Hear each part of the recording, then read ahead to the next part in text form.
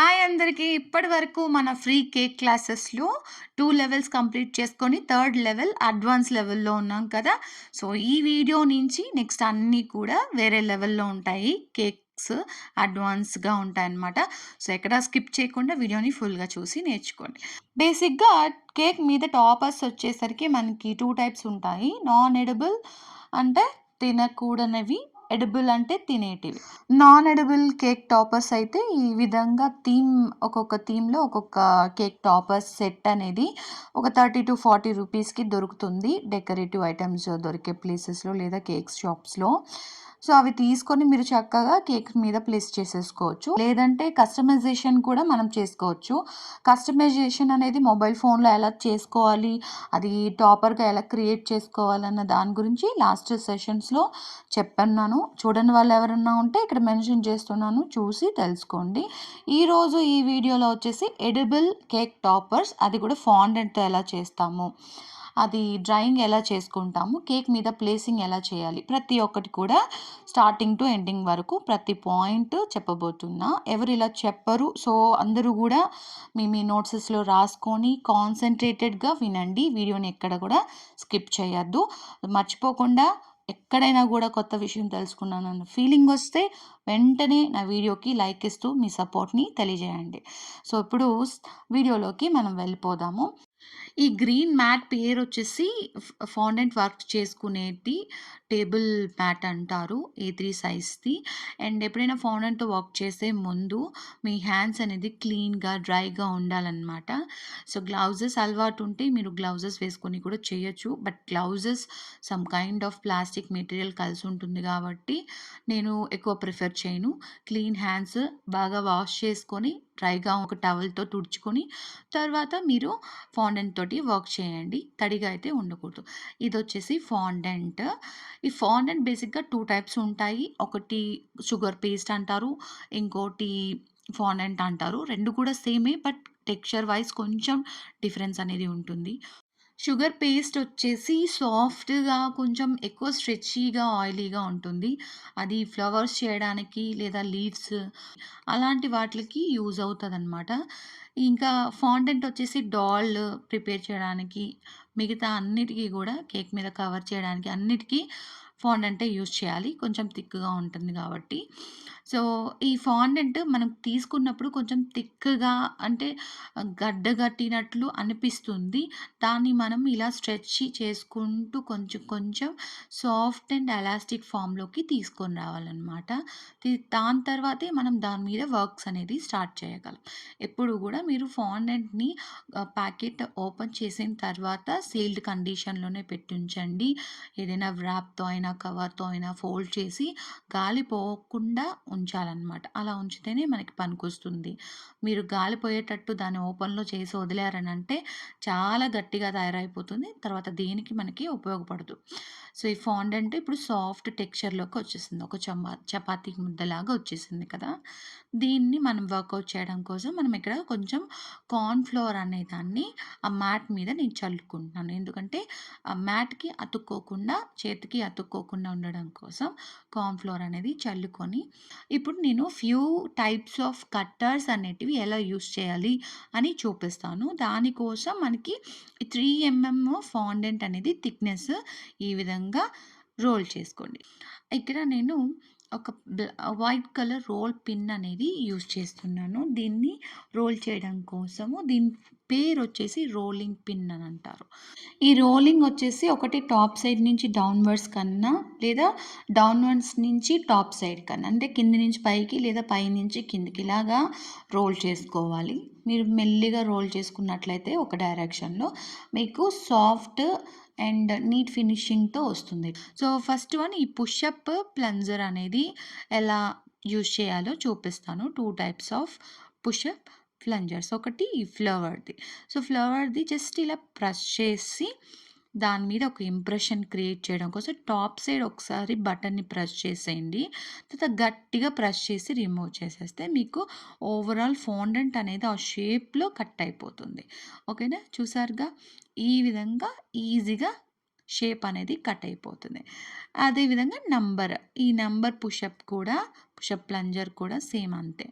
Just ఇలా press చేసుకుంటే మీకొచ్చేస్తుంది. పైనున్న దాన్ని పుష్ చేస్తే మీకు నంబరొచ్చి పడిపోతుందనమాట. నెక్స్ట్ వచ్చేసి ఓపెన్ కట్టర్స్ అని అంటారు కదా! దాన్ని ఎలా యూజ్ చేయాలో చెప్తాను. సో, ఓపెన్ కట్టర్ ఒక క్లౌడ్ కట్టర్ తీసుకున్నాను నేను. దీన్ని డైరెక్ట్ గట్టిగా ప్రెస్ చేస్తే మనకి ఇంప్రెషన్ వచ్చేస్తుంది. ఈ విధంగా రిమైనింగ్ పార్ట్ తీసేస్తే మనకి ఆ క్లౌడ్ షేప్ అనేది దొరికిస్తుంది. ఇప్పుడు దీన్ని నేను ఒక నేమ్ ప్లేటర్ లాగా యూజ్ చేయబోతున్నాననమాట. సో, నేమ్ ప్లేట్ కోసం మనము వేరే డిఫరెంట్ కలర్ లేదా ఆపోజిట్ కలర్ ఫాండెంట్ కొంచెం తీసుకొని, ఆ కలర్ తోటి మనము లెటర్స్ కానీ లేదా నంబర్స్ కానీ మనం ఈ లైట్ కలర్ మీద అప్లై చేయబోతున్నాం అనమాట. ఎక్కడైతే లెటర్స్ అంటించాలి అనుకుంటామో, బర్త్‌డే బేబీ ఒక పేరు గానీ ఏదైనా మనం అంటిస్తాం కదా!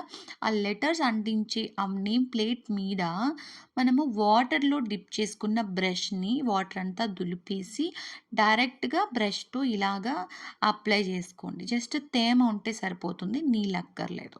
ఇప్పుడు లెటరింగ్ ప్లంజర్స్ ఉంటాయి కదా! ఆ ప్లంజర్స్‌లో ఫస్ట్ మీరు కార్న్ ఫ్లోర్‌లో ఒక రబ్ చేసుకొని, దాని తర్వాత రెడ్ కలర్ ఫాండెంట్ మీద మనము గట్టిగా ప్రెస్ చేసుకుంటే అది ప్లెంజర్‌లోకొచ్చేస్తుంది.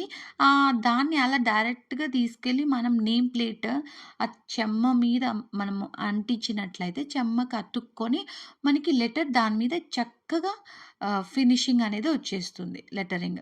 ఈ విధంగా నంబర్ ప్లేట్స్, నేమ్ ప్లేట్స్ అన్నీ గూడా ఈజీగా క్రియేట్ చేసుకోవచ్చు. సో, ఇప్పుడు మనము ఏమేమి చూసాం?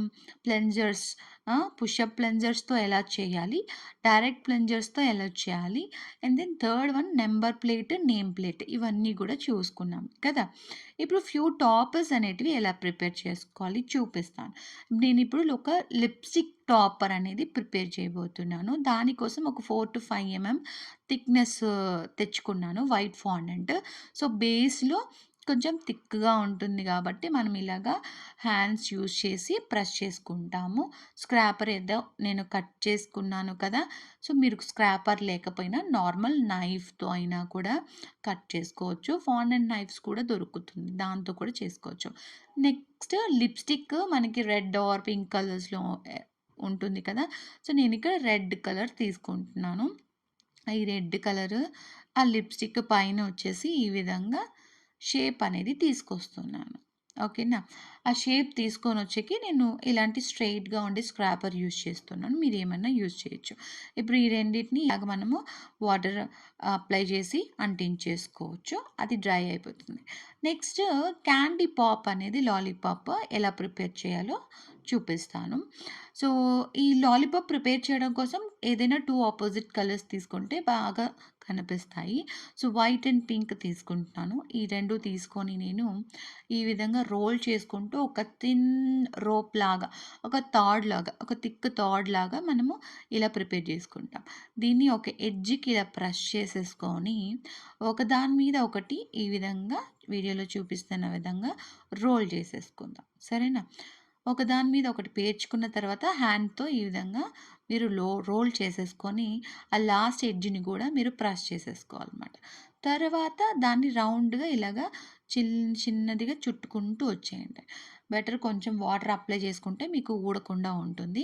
ఓ వాటర్ అప్లై చేసుకుంటూ రౌండ్ ప్రిపేర్ చేసుకోండి. ఇప్పుడు దీంట్లోకి మనం మిడిల్‌లో నుంచి డైరెక్ట్‌గా గుచ్చకుండా కొంచెం కొంచెం తిప్పుకుంటూ మనం టూత్ పిక్‌ని ఇన్సర్ట్ చేసుకోవాలి.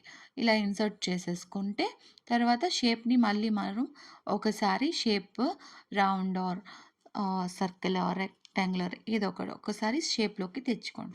ఇప్పుడు ఇలాంటి సిలికాన్ మోల్డ్స్‌లో ఉన్న వాటిల్ని మనం ఫాండెంట్ ఎలా అప్లై అంటే ఫస్ట్ అలాంటి మోల్డ్‌కి ఒకసారి కార్న్ ఫ్లవర్‌ని డస్ట్ చేసుకోండి.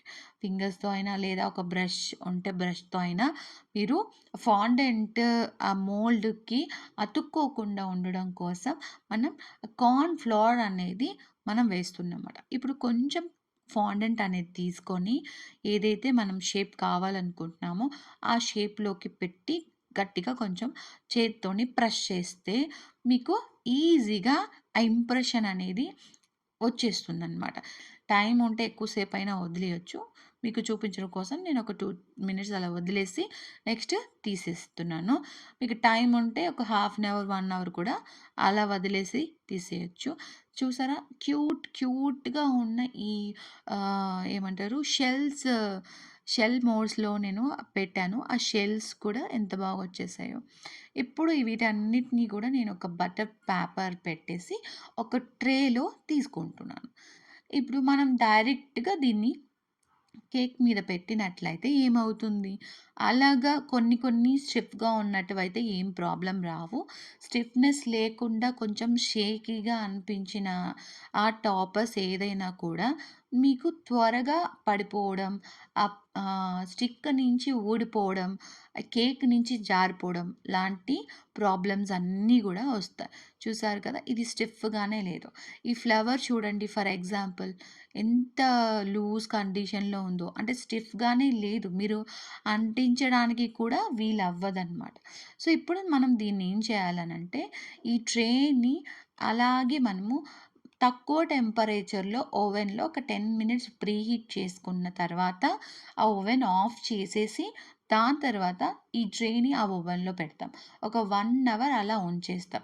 ఏమవుతుందంటే, రూమ్ టెంపరేచర్‌లో ఉన్న ఈ ఫాండెంట్ ఏదైతే ఉందో మీకు చెప్పాను గదా! బయట గాల్లో వదిలేస్తే మనకి గట్టిగా అయిపోతుంది అని జెప్పి స్టార్టింగ్‌లో.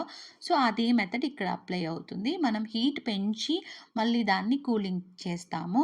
సో, హీట్ కొంచెం నేనైతే 90 డిగ్రీస్‌లో పెట్టి 90 డిగ్రీలో అది నా ఓవెన్‌లో తక్కువ ఉంది గాబట్టి ఒక 10 మినిట్స్ ఆన్ చేసి తర్వాత ఆఫ్ చేసేస్తాను. ఓవెన్‌ని ఆఫ్ చేసిన తర్వాత ఈ ట్రేని అందులో పెడతాననమాట.